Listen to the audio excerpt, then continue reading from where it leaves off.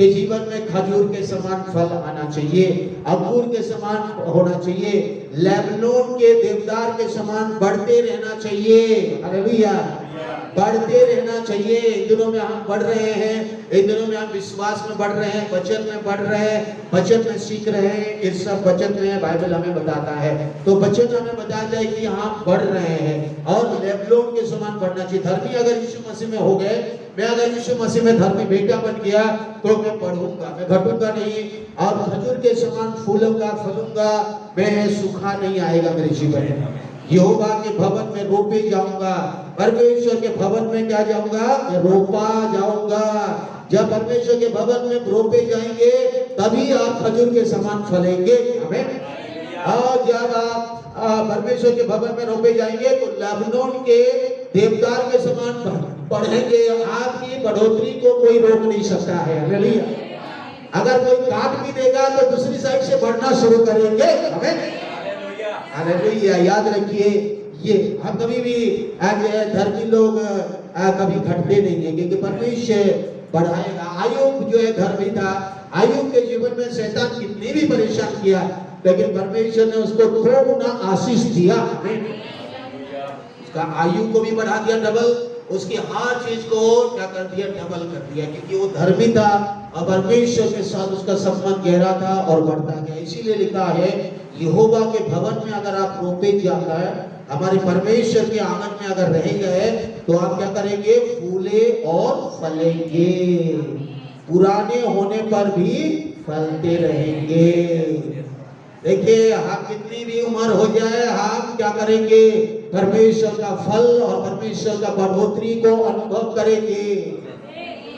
यहाँ उम्र मायने नहीं रख रहा है, यहाँ मायने रख रहा है परमेश्वर के भवन में रोपे जाना है। और जब अगर परमेश्वर के भवन में रोप दिए गए, लगा दिए गए, परमेश्वर के भवन में अगर रोप दिए गए हैं आप, तो निश्चित रूप से परमेश्वर आपको क्या करेगा, बढ़ाएगा।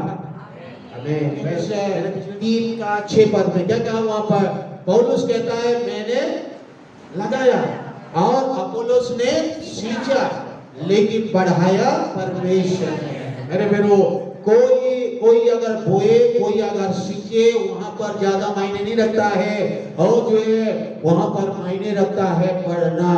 अगर आप बढ़ रहे हैं कि नहीं, परमेश्वर में आप बढ़ रहे हैं कि नहीं, परमेश्वर में आप फूल रहे हैं कि नहीं, परमेश्वर में आप फल रहे हैं कि नहीं, परमेश्वर में आपका जीवन, आपका परिवार, आपका व्यक्तिगत जीवन में वो परमेश्वर का फल, परमेश्वर का अनुग्रह, परमेश्वर की शांति, परमेश्वर की चंगाई, परमेश्वर की छुटकारा प्रतिदिन जीवन में आप अनुभव कर रहे हैं कि नहीं, यही परमेश्वर चाहता है। यही परमेश्वर हर विश्वासी, हर उसके धर्म बेटे के जीवन में इस वचन के अनुसार करना चाहता है। हालेलुया।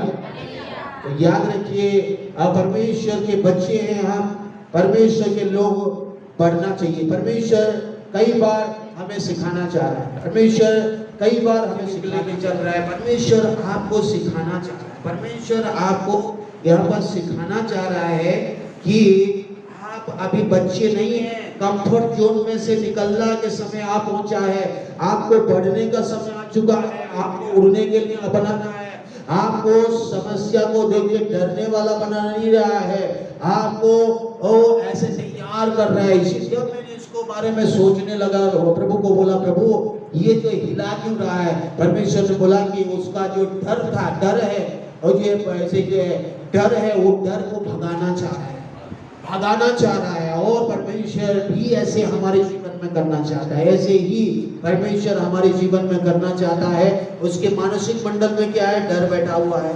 वो का पक्षी ऐसे दिखता होगा, अरे वो दिखता होगा मेरी माँ तो बहुत अच्छे से उड़ रही है, अरे मैं कैसे उड़ूंगी, और वो दूसरों को देख के परेशान हो रहा है।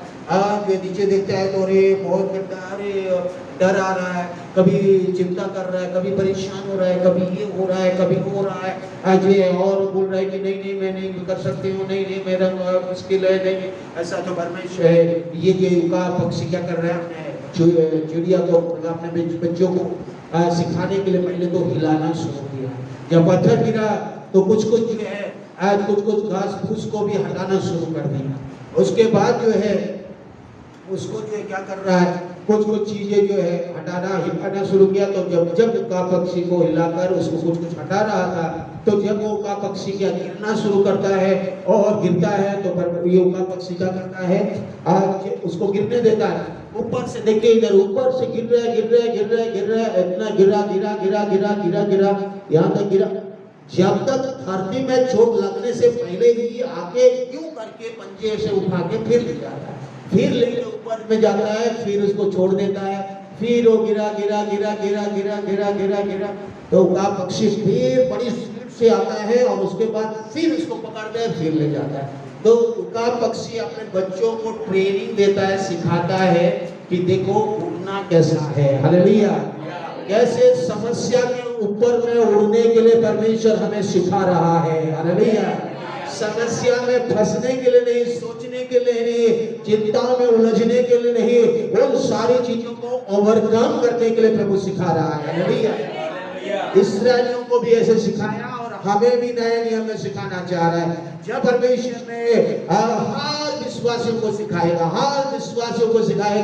अगर स्वर्ग राज्य में जाना है तो आपको इससे सीखकर ही जाना पड़ेगा। हालेलुया।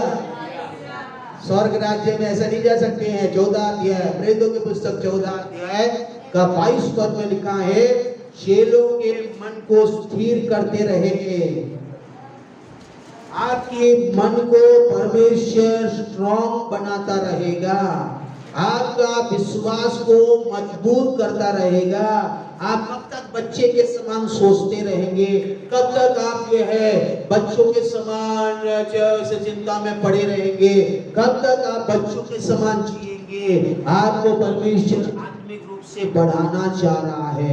इसीलिए परमेश्वर ने ये दास लोगों के जरिए, पौलुस और सारी अभिषेक दास लोगों के जरिए, और जहां जहां भी गए विश्वासियों को चेले बनाकर उनके मन में वचन से स्थिर करते गए और उपदेश देते थे कि विश्वास में बने रहो, विश्वास में बढ़ते जाओ, और हम बड़े क्लेश उठाकर परमेश्वर के राज्य में प्रवेश करना होगा। कहा परमेश्वर के राज्य में अगर प्रवेश करना है तो आपके जीवन में क्लेश आएगा।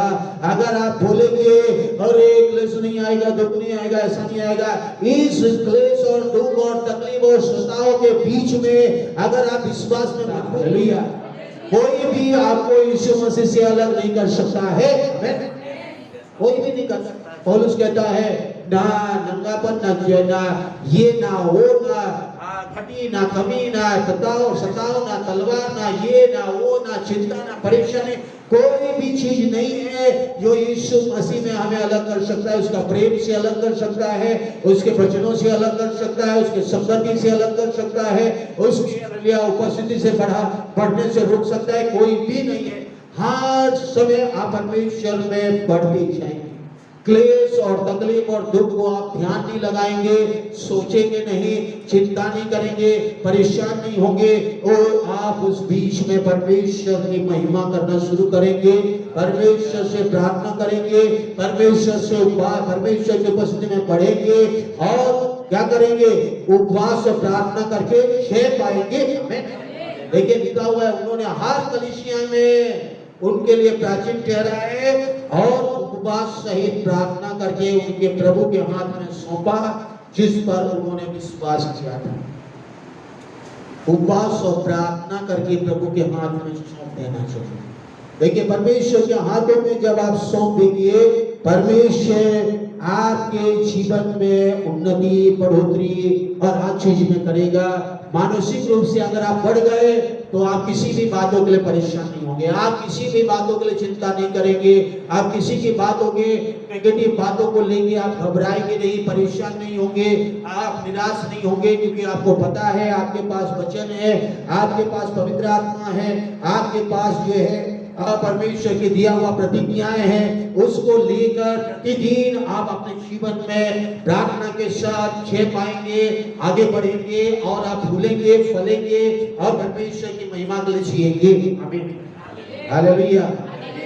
परमेश्वर हमारे जीवन में चाहता है कि आपके जीवन में, मेरे जीवन में आने वाली और ये शैतान की या हमारे जीवन में आने वाली चिंताओं को, हमारे जीवन में आने वाली अभिलाषाओं को, हमारे जीवन में आने वाली परेशानियों को आप कैसे झेल पाए, कैसे आप ओवरकम करें, कैसे आप छुटकारा दे, कैसे आपके मन में उठने वाले विचार वो आपने कैद करें, आगे बढ़ाए।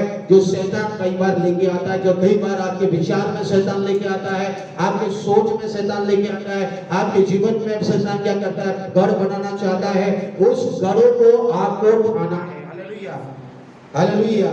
उस गढ़ों को, उन गढ़ों को जो परमेश्वर के वचनों से हमके ढाना है, और विचारों को जो परमेश्वर की आत्मा के द्वारा आता है उसे बढ़ाना है, और संसार से आने वाले विचारों को हमें खत्म करना है। हमें बाइबल में बार बार इस सोच के बारे में, हमारे विचार के बारे में, नेगेटिव विचार के बारे में बाइबल कहती है इससे हमें जय पाना चाहिए, इससे हमें छुटकारा पाना चाहिए, और इसमें हमें आगे बढ़ना चाहिए। संसार के लोगों के पास काउंसलर होंगे, लेकिन हमारे पास पवित्र आत्मा, हमारे पास वचन है। हम अगर इस विचारों को, इस सोच जो हमें आती है, नेगेटिव नकारात्मक सोच जो हमारे जीवन में आती है, ये सोच को जय पाना है, तो ये आपके पास ये वचन है, आपके पास आत्मा है, ये आपके आने वाली ये सोच से आप जय पा सकते हैं। आमीन, आमीन, हालेलुया। जितने भी सो रहे हैं हाथ उठाइए।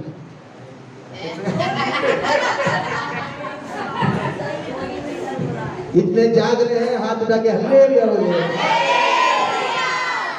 तो ये देखिए हमारे विचार में आ जाता है, आई कैन डू, मैं क्या कुछ भी नहीं कर सकता हूँ, आई एम नॉट वर्दी, अरे मैं तो योग्य ही नहीं, अरे मैं तो कुछ करने का योग्य ही नहीं हूँ, I must not be perfect, मैं तो कभी अच्छा हो ही नहीं सकता हूँ, I must not make a mistake, अरे मैं तो, अरे कभी मतलब अरे मेरे जीवन में तो गलतियां ही होती रहती है, अरे मैं अच्छा कर ही नहीं सकती हूँ, मतलब मेरे जीवन में तो अच्छा हो ही नहीं सकता है।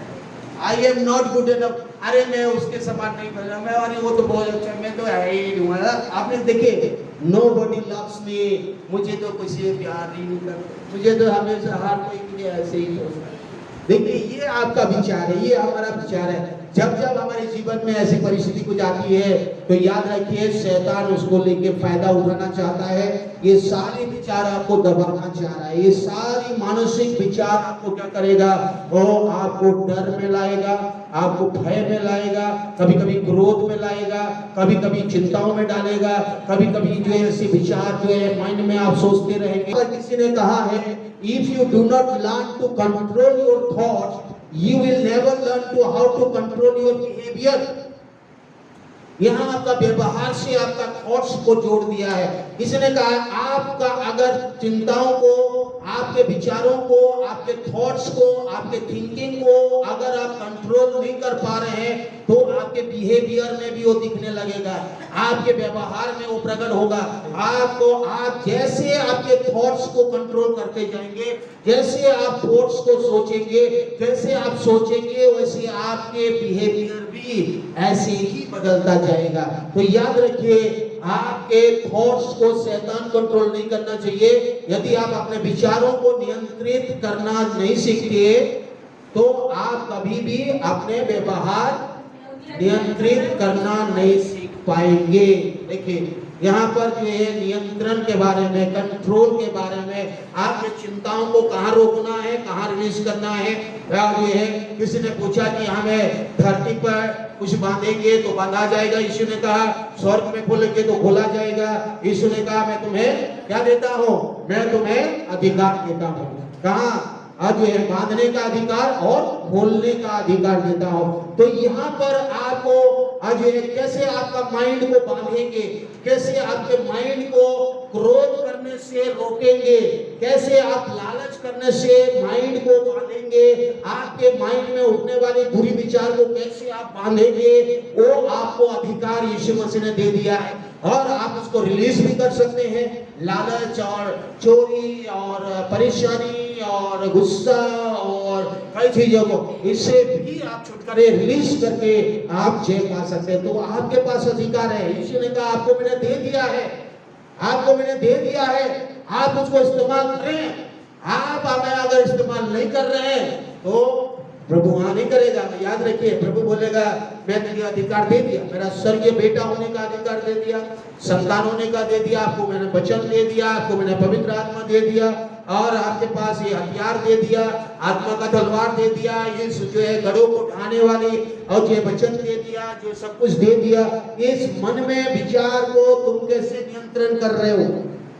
अपने विचारों को मेरे वचन, शब्द मतलब वचन, अपने विचारों को मेरे शब्दों में तब तक भरे जब तक वे आपकी आत्मा की गहराई तक प्रवेश ना कर लें।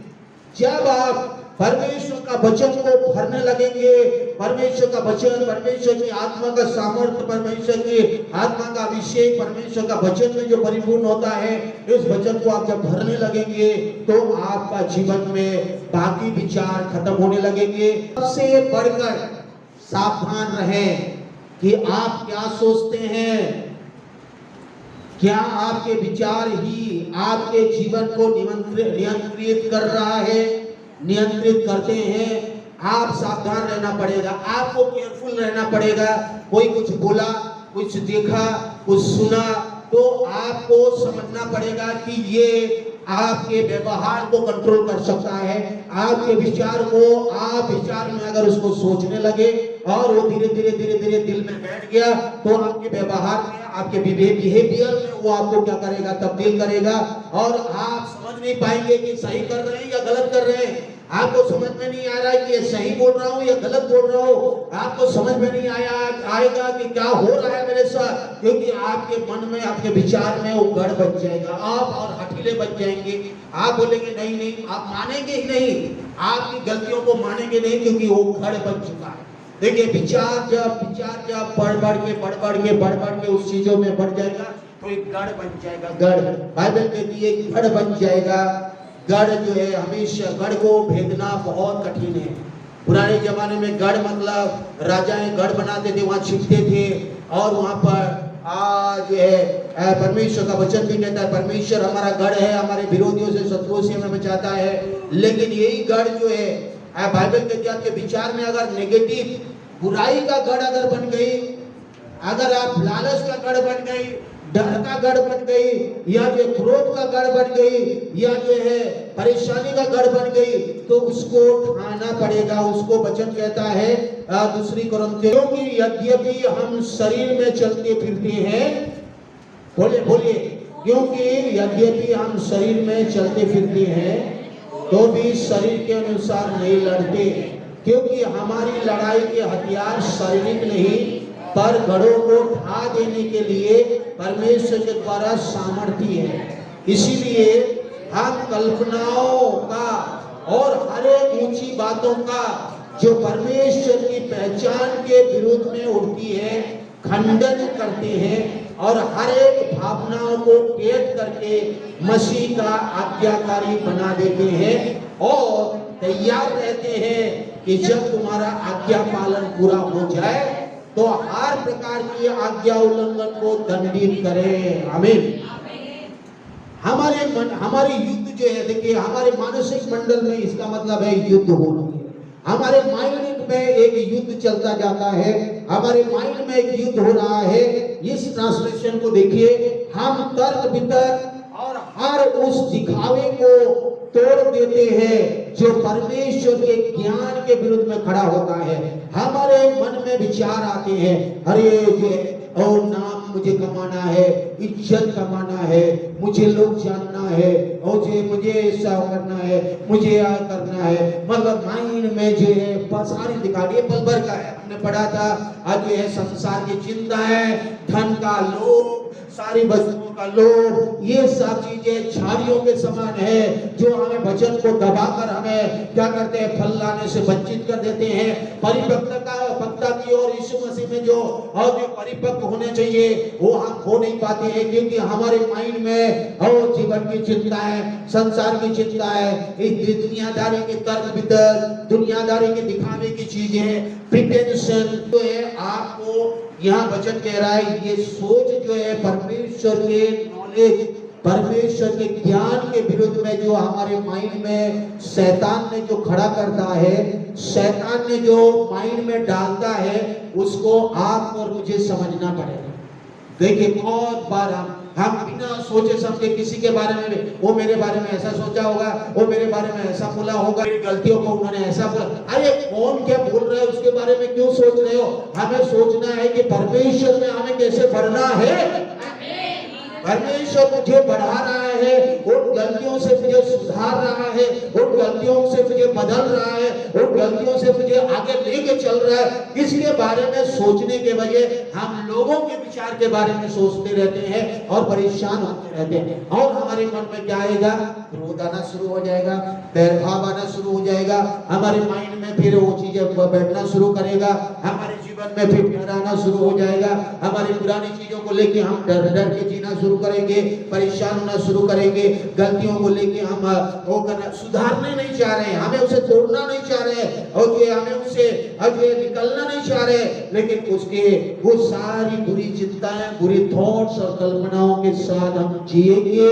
तो परमेश्वर का वचन कहता है आप आगे नहीं बढ़ सकते हैं, आप आगे नहीं बढ़ सकते हैं। आपके जीवन में उन चीजों को निकलना है, उन चीजों से आगे बढ़ना है, और आपके जीवन में क्या पाना है? उसको आगे अच्छे पाना है, छुटकारा पाना है। शरीर के अनुसार नहीं लड़ते, हम शरीर के अनुसार नहीं जीते। पौलुस यहाँ 2 पद में कहता है, मैं विनती करता हूं तुम्हारे सामने मुझे निर्भय होकर साहस करना ना पड़े, जैसा मैं कुछ लोगों पर जो हमको शरीर के अनुसार चलने वाले समझते हैं। कोरिन्थियों की कलीसियाओं में कई लोग थे, कई विश्वासी और कई लोग थे जो कोरिन्थियों की इमोरल लाइफ को ले लिए थे। कोरिन्थियों की आज थॉट्स जो कोरिन्थियों कलीसिया में आज अनैतिकता का जीवन थी, वहाँ बहुत सारे ऐसे दुनियादारी चीजें और जो जीवन को शैतान ने उस कलीसिया में कई बार लेके आ गया था, जो पहले कोरिन्थियों की पुस्तक में पौलुस उस सब चीजें बताया था। कभी हम बताएंगे समय होगा तो यहाँ पर बाइबल कहती है कि वो लोग, कुछ लोग ऐसे लोग थे जो उनके मन में गढ़ बन चुकी थी कि शरीर के अनुसार जीना, शरीर के अनुसार अभिलाष करना, शरीर के अनुसार पौलुस को भी समझना, ये पौलुस जो मेहनत कर रहा है, ये कर रहा है, वो कर रहा है, उसके बारे में क्रिटिसाइज करना, ये करना, ये सोचना, ये बोलना, अरे वो ऐसा वो, ये सब चीजें उनके मन में गढ़ बनाकर वो लोग का विचार में देखिए वो लोग क्या करते हैं, उनके विचार में, उनके मन में यही था कि ये शरीर के अनुसार चलने वाला, शरीर की, संसार की चीजों के अनुसार उनके विचार जो है उनके मन में समाई हुई थी। उसके बारे में कभी और हम जाएंगे, इंद्रियों के बारे में जो है जब जाएंगे तब, क्योंकि यद्यपि, इसीलिए कहा यद्यपि हम शरीर पर चलते हैं फिरते हैं, हम इस संसार में शरीर पर जीते हैं, तो अभी शरीर के अनुसार नहीं लड़ते। शरीर के अनुसार हमारी लड़ाई नहीं है, हमारी लड़ाई क्या है? आत्मिक लड़ाई है। हमारी लड़ाई क्या है? आत्मिक लड़ाई है। और आत्मिक लड़ाई के लिए आपको हथियार लेना पड़ेगा। आपके पास हथियार दिया गया है, और एफिसियों के 6 अध्याय में और डिफेंसिव और ऑफेंसिव हथियार के बारे में कहा, आपको सुरक्षा देने वाली हथियार और आपको अटैक करने वाली, आपको क्या करने वाली, उन सारी चीजों को तोड़ने वाली ऐसी हथियार जो है बाइबल में हमारे लिए दे दिया गया। जब हमारे पास हथियार है, वो हथियार शरीर का नहीं है, परंतु हमारे माइंड में जो ये गढ़ बनाने वाला शक्ति है, जो शैतान है, जो कल्पना है, जो विचार जो आता है उसको डालने वाली। आप जब बाइबल में जाएंगे, बाइबल में अगर काइन और हाबेल के बारे में आप कहानी जानते हैं, हाबेल और काइन के बारे में जाएंगे तो काइन के माइंड में शैतान ने क्या डाला? कैसे काइन के माइंड में अपने भाई के प्रति क्या डाला? उसके अंदर में जेलसी डाला, जलन, क्या बोलते हैं उसको? और जेलसी, उसको ईर्ष्या डाला। सबसे पहले वो ईर्ष्या डाला कि वो जब उसकी बलिदान, उसकी प्रार्थना, उसकी आराधना जब ग्रहण नहीं हुई और हाबेल की ग्रहण हुई, तो काइन के मन में वो सोचने लगा ईर्ष्या। जब वो ईर्ष्या बढ़ने लगी, फिर वो जो है परेशान होने लगा। उसके बाद जाके उसके भाई को मार दिया उन्होंने। आप देखिए वो गढ़ बनने लगा, वो ईर्ष्या गढ़ बनने लगे, क्रोध गढ़ बनने लगेगा, लालच गढ़ बनने लगेगा। वो धीरे धीरे बढ़ेगा, आपको पता भी नहीं चलेगा। और बढ़ते एक समय आएगा, आप उसको एग्जीक्यूट करना शुरू करेंगे, आपके जीवन में वो दिखना शुरू करेगा। ऐसे ही काइन के जीवन में हुआ। और जो यहूदा इस्करियोती के बारे में सोचिए, इस्करियोत यहूदा जो 12 चेलों में से था, जो यीशु मसीह के साथ रहा, 3.5 साल के लगभग यीशु मसीह के साथ था। यहूदा इस्करियोती को हम जानते हैं, वो को भी यीशु ने कहा, 12 चेलों को अभिषेक किया, 12 चेलों को सांप और बिच्छू को रोकने का अधिकार दिया और दुष्ट आत्मा को निकालने का अधिकार दिया। उनमें से यहूदा इस्करियोती भी था और 12 चेलों में था। लेकिन उन 12 चेलों में से उसके मन में हमेशा एक चीज था कि वो खजांची था, पैसे के लालच उसके मन में शुरू से ही था। और वो लालच जो है उसके मन में जो था, वो लालच वो जो है बढ़ता गया और समय आया उस लालच को लेके शैतान ने उसके मन में डाला। और यूहन्ना 13 अध्याय का 2 पद कहता है, शैतान ने यहूदा इस्करियोती के मन में डाला, मन में ये डाला कि 30 सिक्का जो तुम्हें मिल रहा है और जो है उस गोल्डन सिक्का, उस सिक्के के लिए तू जाके पकड़ा। तो मेरे प्यारो, वहां पर जब एक व्यक्ति सोच रहा है कोई भी चीज को, तो धीरे धीरे वो जब गढ़ बनने लगेगा, फिर वो शैतान भी उसमें क्या करेगा, फुसफुसाएगा। शैतान भी धीरे धीरे कान करके अब दुकान में। कई बार लोग बोलते हैं मैंने परमेश्वर ने कहा, परमेश्वर ऐसा कहेगा नहीं। परमेश्वर का प्रकाशन, परमेश्वर का इल्यूमिनेशन केवल इस वचन में पूरा हुआ है। उत्पत्ति से लेके प्रकाशित वाक्य तक परमेश्वर ने सारे प्रकाशन खत्म कर दिया, सारे प्रकाशन क्लोज कर दिया। इसीलिए हम अपोक्रिफा को नहीं पढ़ते हैं। अपोक्रिफा एक किताब है जो बाइबल में लगभग 15 किताबें और जुड़ी गई है। वो भी जो है इसके बारे में वो लोग पढ़ते हैं, कैथोलिक लोग पढ़ते हैं और कई ऐसे अपोक्रिफा। वो प्रकाशन हमारे लिए नहीं दिया गया।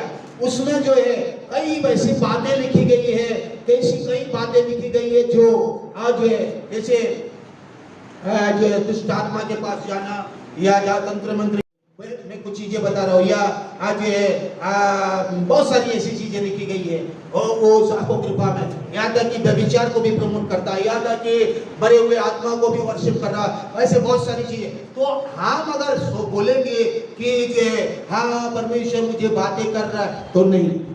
परमेश्वर इस वचन के आधार पर आपको बात करेगा, क्योंकि प्रकाशन कंप्लीट रेवलेशन जो है इस 66 किताब में कंप्लीट कर दिया। आप अगर कहीं और से आपके मन में कुछ विचार आ रहे हैं, कुछ और अगर आपके कान में सुनाई देंगे, उसको आप सोच रहे हैं कि परमेश्वर कर रहा है, तो आपको प्रमाण करना पड़ेगा, आपको प्रूव करना है कि ये वचन की ओर में है या नहीं है, वचन के आधार पर है या नहीं है। अगर नहीं है तो परमेश्वर की ओर से नहीं आएगा, परमेश्वर की ओर से नहीं है, परमेश्वर की ओर से वो आवाज नहीं है, परमेश्वर की ओर से वो नहीं है। आपके इंस्टिंक्ट कह रहा होगा, आपके इंद्रियों कह रहा होगा, आपकी इंद्रियां आपको कंट्रोल करेगा, आपकी जो है संसार की चीजें आपको कई बार कंट्रोल करेगा, आपके विचार आपको, आपके थॉट्स आपको कई बार कंट्रोल करेगा। तो याद रखिए इन बातों को। इसीलिए मैं क्यों कह रहा हूं, परमेश्वर का ज्ञान के विरुद्ध में अगर आपके जीवन में उठ गया तो आपको नष्ट करना पड़ेगा। We are destroying the sophisticated arguments and every exalted and proud things that set itself against set आपके माइंड में सेट हो चुका है, आपके माइंड में सेट बैठ चुका है, आपके माइंड में वो जो इविल इमेजिनेशन और ये क्या लिखा है, सोफिस्टिकेटेड थिंकिंग्स एंड एक्सल्टेड घमंड, ईर्ष्या, जलन, वो चीजें, लालच, कई चीजें ऐसे बैठ गई तो मेरे पैरों बड़ी मुश्किल होती है। इसके लिए कई लोग परेशान होते हैं। तो आज आपको परमेश्वर सिखा रहा है कि आपके मन में अगर कोई ऐसे विचार आ रही है, ऐसे थॉट्स आ रही है, तो उसको आप कंट्रोल करें, उससे कैद करें, उससे तोड़ें, उससे निकले, उससे आपको जय पाना पड़ेगा। उसको जय पाने के लिए आपके पास आत्मिक हथियार है, वो सामर्थ्य है। नंबर 1 हथियार हम सब जानते हैं, वो है वचन। ये जब ये है आज ये शैतान आपके माइंड में लाएगा, यीशु मसीह के माइंड में भी शैतान क्या लाया, यीशु अगर परमेश्वर का बेटा है, मालूम है सबको, कमान मालूम है कि नहीं है? हाँ या ना बोले जल्दी। कहा लिखा है कि बपतिस्मा लेने के बाद परमेश्वर आज आकाश खुल गई, स्वर खुल गई, परमेश्वर की आवाज आया और परमेश्वर कहता है ये मेरा प्रिय पुत्र है, इससे मैं अधिक प्रसन्न हूँ। जब परमेश्वर ने कह दिया यीशु मसीह मेरा बेटा है, प्रिय पुत्र हो, ये मेरा प्रिय पुत्र है, इससे प्रसन्न हो, शैतान ने पकड़ लिया। शैतान ने 3 अध्याय का आखिरी पद के बाद 4 अध्याय घुसते ही शैतान ने 40 दिन उपवास में कहता है तू अगर परमेश्वर का बेटा है तो पत्थर को कह ले कि रोटी बना के खा ले। शैतान ने उसके माइंड में, यीशु के माइंड में डालना चाह रहा है तू परमेश्वर का बेटा है ना, सोच ले। शैतान को क्या जरूरत था ये बोलने के लिए कि तू परमेश्वर का बेटा है, तो डायरेक्टली बोल सकता था यीशु पत्थर को रोटी बना के खा ले, लेकिन उन्होंने कोट किया एक सेंटेंस को, क्योंकि वो भी सुना था परमेश्वर स्वर खुला बपतिस्मा के बाद, स्वर खुलने के बाद एक आवाज आई, उस आवाज में था ये मेरा प्रिय पुत्र है, इससे मैं अधिक प्रसन्न हूँ। और जब परमेश्वर कहा मैं इससे प्रसन्न हूँ तो शैतान को भी पता था ये, और शैतान क्या कह रहा है, यदि तू परमेश्वर का पुत्र है, परमेश्वर का बेटा है, तो इस पत्थर से कह दे कि इस पत्थर रोटी बन जाए। यीशु मसीह कहता है मनुष्य केवल रोटी से नहीं, परमेश्वर के हर एक मुंह से निकले वचन से जीवित रहेगा। आमीन। मेरे पैरों, शैतान को हराया कैसे? वो अगर सोचता हाँ मैं परमेश्वर का बेटा हूँ कि नहीं, हाँ मैं परमेश्वर का संतान हूँ कि नहीं, हाँ यीशु मसीह के लहू से खरीदा गया हूँ कि नहीं, पता नहीं मैं धार्मिकता का वस्त्र पहना हूँ कि नहीं, पता नहीं मैं यीशु के लिए जी रहा हूँ कि नहीं, पता नहीं अरे मेरे जीवन में ऐसा क्यों हो रहा है, अरे ये मेरे भाइयों ये सब शैतान ला रहा है आपको डाउट पैदा करने के लिए। ये सब शैतान लाता है जो आपके मन में, अब ये झाड़ियां की डाली, झाड़ियां का पेड़ जो है काउंट कटार आपके मन में डालना चाहता है। आपको वो कहना चाह रहा है शैतान कि सही में परमेश्वर का बेटा है, करके तो दिखा। अब नहीं कर पा रहा है तो नहीं है तू परमेश्वर का बेटा। शैतान आपके मन में ऐसे ऐसे विचार डालेंगे, शैतान ऐसे ऐसे सोच डालेंगे, आपको समझ में नहीं आएगा कि ये सही है या गलत है, ये क्या हो रहा है, ये सब चीजें। देखिए शैतान भी बार बार अगर तो परमेश्वर का पुत्र है तो ऐसा कर दे तो ऐसा हो जाएगा। क्या परमेश्वर का बेटा नहीं था यीशु मसीह? क्या मैं नहीं जानता हूँ मैं परमेश्वर का बेटा हूँ? परमेश्वर का बेटा है, आपको कॉन्फिडेंस है, आपको विश्वास है। कुछ लोगों को आज भी नहीं होता है, कुछ लोग पता नहीं है कि नहीं, क्योंकि उनके जीवन में इतने सारे विचार शैतान ने डाल के रखा है। पवित्र आत्मा हमारे पास आए यहाँ पर, आपको मालूम है? कैसे मालूम? कुछ लोग बोल रहे हैं पता नहीं यहाँ पवित्र आत्मा है कि ये टेबल, ये मोबाइल दिख रहा है, दिख रहा है कि नहीं दिख रहा है? पवित्र आत्मा क्यों नहीं दिख रहा है? पवित्र आत्मा को आप विश्वास की आंखों से ही देख सकते हैं। हर एक चीज मैं बताता हूँ। आप बोलते हैं जिस दिन बाइबल कहती है जिस दिन बपतिस्मा ले, जीवन के पुस्तक में आपका नाम लिख दिया गया। क्या आपका नाम जीवन के पुस्तक में लिखा हुआ है? लिखा है? कुछ लोग बोलने पता नहीं है कि नहीं। आपने देखा है जीवन की पुस्तक? फिर कैसे आपने बोल दिया कि जीवन? अभी तो गया नहीं ना वहां पर। स्वर्ग में है ना जीवन की पुस्तक। जब स्वर्ग में जीवन की पुस्तक है, आप गया भी नहीं, आपने देखा ही नहीं, वहां कुछ लिखा हुआ हो, आपका नाम को भी नहीं देखा, आप कैसे कॉन्फिडेंस के साथ बोल रहे हैं नहीं मेरा नाम तो जीवन की पुस्तक में लिख दिया गया है? कैसे आपको कॉन्फिडेंस हो रहा है? विश्वास करते हैं। मैंने विश्वास से देख लिया, मैंने विश्वास से देख लिया कि मैंने यीशु मसीह में मेरा नाम जीवन की पुस्तक में लिखा गया। इस वचन प्रमाणित करता है। मैं विश्वास करता हूँ वचन में कि पवित्र आत्मा मेरे साथ है और कलीसिया में है। मैं ये विश्वास करता हूँ, विश्वास की आंखों से अनुभव करता हूँ, देखता हूँ। इन आंखों से आप संसार की इंद्रियों से देख सकते हैं, पंच इंद्रियों से आप इन चीजों को देख सकते हैं, लेकिन अगर आत्मिक चीजों को देखना पड़ेगा, आत्मिक युद्ध के बारे में समझना होगा, आत्मिक वॉरफेयर के बारे में जानना होगा, आत्मिक जो सोच के बारे में जानना होगा, आपको विश्वास की आंखों से देखना पड़ेगा। विश्वास की आंखों से यूं दिखती है, ऐसे नहीं दिखेगा। तो बहुत लोग देख नहीं पाते हैं, आज विश्वास की आंखें अंधी है। अरे मेरो आप उद्धार पा गए, मैंने यीशु मसीह को ग्रहण कर लिया। कैसे आप यीशु मसीह को ग्रहण किए? केवल विश्वास से आप ग्रहण, मुंह से अंगीकार किए, आपने उद्धार पाया विश्वास की आंखों से। आप इन आंखों से बोलेंगे नहीं, मैं इन आंखों से देखना चाहता हूं कैसे?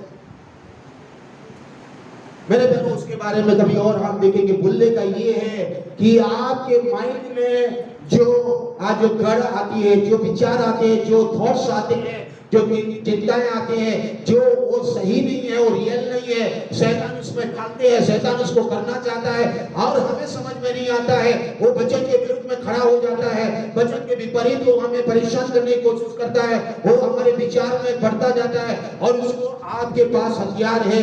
मैं समय कमी के कारण यहाँ पर उन हथियारों को मैं बता दे रहा हूँ कि वचन, सबसे पहले हमने देखा यीशु मसीह वचन के द्वारा शैतान की लाने वाली विचारों को खंडित करना शुरू किया। वचन के द्वारा, अगर वचन आपके पास नहीं है, वचन आपके हृदय में नहीं है, आपके मन में नहीं है, आपके जीवन में नहीं है, तो आप आगे बढ़ नहीं सकेंगे, आपको शैतान रुकावटें लाएगा। इसलिए यहोशू को परमेश्वर कहा, यहोशू तो प्रतिज्ञा का देश में प्रवेश कर रहा है, जैसे मोसेस के साथ रहा तेरे साथ रहूंगा। लेकिन याद रखना, एक अध्याय का 8 पद में यहोशू को कहा, इस वचन को क्या करना, अपने मुंह से अलग होने मत देना। और इंग्लिश में दिखाओ भाई, इंग्लिश में है, और keep this book of the law always on your lips, आपके मुंह में इस वचन, क्योंकि तुझे आगे बढ़ेंगे। जब तू उस प्रतिज्ञा का देश में जाएगा, दूध और मधु के देश में, तो तेरे सामने में शत्रु खड़े होंगे। इसीलिए 10 जो स्पाइसेस, 10 जो जासूस थे, उन लोगों ने तो ढेर हो गए, उन लोगों को विश्वास ही नहीं था परमेश्वर पर। लेकिन यहोशू जब वहां पर पहुंच रहे थे तो परमेश्वर ने कहा, यहोशू मोसेस के बाद तेरा कार्य आ चुका है, अभी तुझे आगे बढ़ना है, उस दूध और मधु का देश में बढ़ना है। अगर तुझे आगे बढ़ना है, आगे उस जगह को कैप्चर करना है, उस जगह में छेद पाना है, तो क्या करना है, इस वचन को तेरे मुंह से कभी निकलने ना पाए, तेरे मुंह से ये वचन अलग ना होए। इस वचन को तो मनन करना, ध्यान करना, इस वचन के अनुसार करने की चौकसी करना। Be careful to do everything written in it, जो भी इसमें लिखा है इसको करने के लिए आप चौकसी करना, केयरफुल हो जाना। और मैं क्या करूंगा, मैं तुझे सक्सेसफुल बनाऊंगा, मैं तुझे प्रभावशाली बनाऊंगा।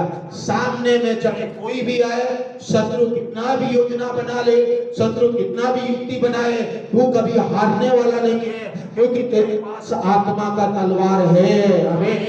आपके पास अगर ये वचन का तलवार है, आपके पास अगर वचन की तलवार आपने रख लिया है, तो शैतान हरा हुआ है, आपके जीवन में कुछ भी नहीं कर सकता है। शैतान बोलेगा मैं जा रहा हूं, चला जाएगा, छोड़ के चला जाएगा, वो आपको परेशान नहीं कर सकता है। यीशु को बोला धन्यवाद यीशु, मैं जा रहा हूं, क्योंकि वो यीशु को हरा नहीं सका। और जितने भी बाइबल का वचनों को और जो है ऐसे विचार लाने वाली, शैतान के विचार लाने वाली गढ़ों को तोड़ना शुरू किए, शैतान उनके जीवन में कुछ भी नहीं कर पाया है। कई लोग आज एक दूसरे को क्षमा नहीं कर पाते, वो भी एक शैतान का काम है। यीशु मसीह कहा कि जो एक दूसरे को क्षमा करो और अपने दुश्मन को भी क्षमा करो। अगर आप क्षमा नहीं कर पाते किसी के लिए, तो याद रखिए, ना क्षमा करने का गढ़ आपके मन में हमेशा रहेगा।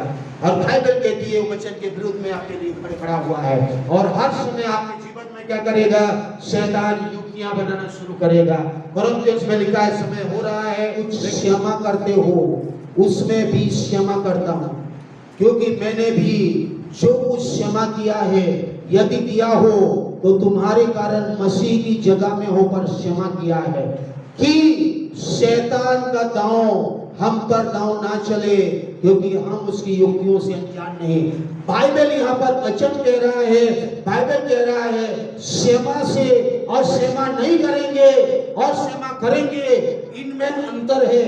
आपके विचार में, आपके सोच में, आपके चिंताओं में, आपके थॉट्स में, आपके थिंकिंग में अगर क्षमा भावना है, आप अगर क्षमा करते हैं, आप अगर क्षमा के साथ जी रहे हैं, तो शैतान का युक्ति आपके लिए काम नहीं करेगा। शैतान का गढ़ जो है ये आपको परेशान नहीं कर सकता। ये एक गढ़ के रूप में बहुत सारे पास्टर्स और विश्वासियों के जीवन में मैंने देखा है। ये जो है गढ़ है मेरे प्यारो, ये वचन कहता है कि जो है क्षमा और यीशु मसीह ने तो इस पर भी 7 वाणियों में आप सुनेंगे फ्राइडे एक वचन था क्षमा के बारे में था। तो मेरे प्यारो यहाँ पर मैं बताना चाहूंगा कि शैतान कैसे उसको लेके परेशान करेगा। आप देखिए, आपके विचार में क्षमा नहीं करने वाली भावना पैदा करेगा, आपको वहां से लेके आपको परेशान करना शुरू करेगा। आप जो एक दूसरे को क्षमा नहीं कर पाएंगे, पति पत्नी क्षमा नहीं कर पाएंगे, विश्वासी को नहीं कर पाएंगे, पास्टर्स विश्वासी नहीं, ऐसे कई प्रकार की ऐसी चीजें और मन में रखे रहेंगे। मैं बोलता हूँ कैसे अगर एक पास्टर, एक व्यक्ति, अगर एक विश्वासी, एक पास्टर अगर ऐसा रखा है तो वचन कहता है वो एक गढ़ है, उससे हमें निकलना पड़ेगा, उससे हमें निकलना है। किसी के लिए भी हमारे मन में कभी भी ऐसी चीजें जो है नहीं रखना चाहिए। अगर आप रख रहे हैं तो वचन कहता है शैतान आपके मन में इविल थॉट्स लाएगा, प्रिटेंशन लाएगा, कई बातें उखड़ बना के करेगा और आपको तोड़ने के लिए इसलिए हथियार है। आपके पास वचन है, आत्मा के तलवार है, आत्मा में प्रार्थना करना है, अन्य भाषा में प्रार्थना करते रहना है और आत्मा का प्रार्थना में पढ़ते रहना है, पवित्र आत्मा में पढ़ते रहना है, अपने पवित्र विश्वास में बढ़ते रहना है। और जब आपका वचन है, आत्मा का तलवार है, आपके पास प्रार्थना है, आपके पास यीशु का लहू है, तो इस चीजों को हमारे विचार में, हमारे सोच में आपको बोलना है, आपको तोड़ना है। आपको बोल के तोड़ना पड़ेगा, कोई और नहीं तोड़ेगा। बाइबल कहती है आपको खुद को उस गढ़ को तोड़ना पड़ेगा। बाइबल कहती है आपको खुद को उसको बांधना पड़ेगा, क्योंकि आपका विचार, आप क्या सोचते हैं आप जानते हैं, परमेश्वर जानता है। आप यहाँ पर क्या सोचते हैं, घर में जाके क्या सोचते हैं, परिवार में जाके क्या सोचते हैं, दुनिया में जाके क्या सोचते हैं। आपके सोच तो 12,000 से और 50,000 के बीच में आपके सोच जो दुनिया में एक दिन में जो है चलती रहती है, विचार को कितना आप वचन को, कितना आप आत्मा को, कितना आप दुनिया की चीजों को आज सोचते हैं, विचार करते हैं, थॉट्स करते हैं, इमेजिन्स करते हैं, वो आपके ऊपर है।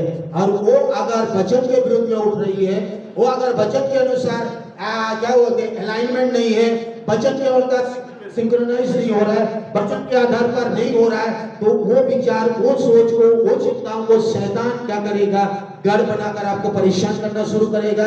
और अगर आप उस विचार को और कंट्रोल कर लिए, ढा दिए, एक्टिविटी कर दिए और आप उसको अगर छे पा लिए, तो आप क्या हो जाएंगे, मसीह का आज्ञाकारी बन जाएंगे, मसीह यीशु में आप बढ़ते जाएंगे।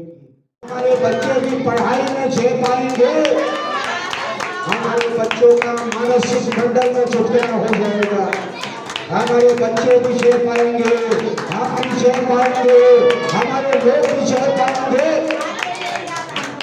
परमेश्वर की आत्मा कह रहा है आपका मानसिक बंधन टूट रहा है, आपकी मानसिक गाड़ खत्म हो रही है, आपकी मानसिक गाड़ में छह हो रही है।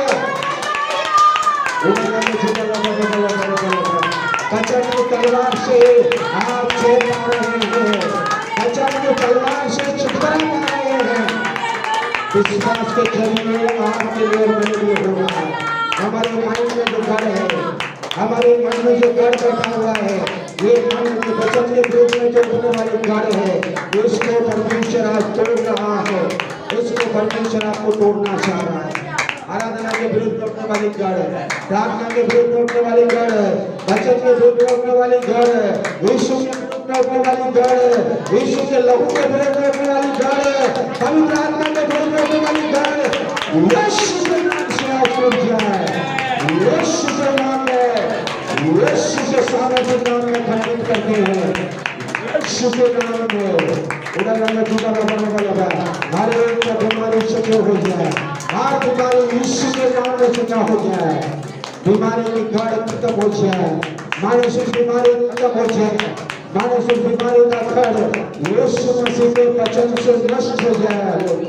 धन्यवाद यीशु, आपने आज हमारे जीवन में पवित्र आत्मा परमेश्वर हालेलुया आप चुने हुए हालेलुया आपके लोगों के जीवन में, धर्मी लोगों के जीवन में काम कर रहे हैं। आपकी स्तुति और महिमा बढ़ाई करते हैं। पिता परमेश्वर इस वचनों के लिए धन्यवाद, आए हुए सबके लिए धन्यवाद। और परमेश्वर और उस वचनों को जितने भी सुनते हैं उन सबों को जीवन में भी छुटकारा हो जाए, मानसिक छुटकारा हो जाए, मानसिक घर से निकाल कर एक आजादी स्वतंत्रता को महसूस करें और यीशु मसीह में एक पवित्र जीवन में बढ़ते जाएं, धार्मिकता का जीवन में बढ़ते जाएं, जीवन का जीवन होते रहे। परमेश्वर धन्यवाद यीशु, धन्यवाद धन्यवाद धन्यवाद प्रभु यीशु, प्रार्थना सुनाता दिया यीशु मसीह के नाम से स्वर्गीय पिता इस प्रार्थना को मांगते हैं।